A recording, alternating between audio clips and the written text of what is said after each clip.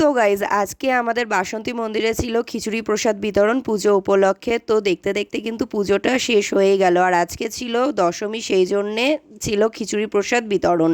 তো আমরা সকলে মিলে চলে গেছি এখানে খিচুড়ি খাওয়ার উপলক্ষে। আর এখানে দেখো সকলে মিলে কিন্তু খাওয়াও স্টার্ট করে দিয়েছে। আর এদিকে দেখো মায়ের মুখটা দশমীর দিনকে কতটা বিষণ্ণ লাগছে।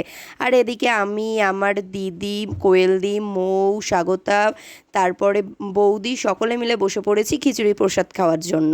সো আবারও কিন্তু সেই একটা বছর অপেক্ষা, তারপরে কিন্তু আবারও আসবে। তো দেখো এখানে কিন্তু আমরা অলরেডি বসে পড়েছি, আর এখানে কিন্তু পাতাও দিয়ে দিয়েছে।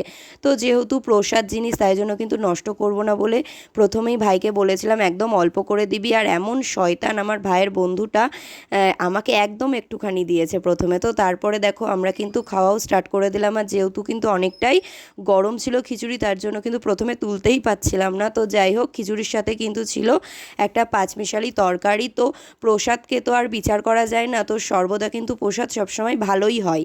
তো যাই হোক, ভিডিওটা কেমন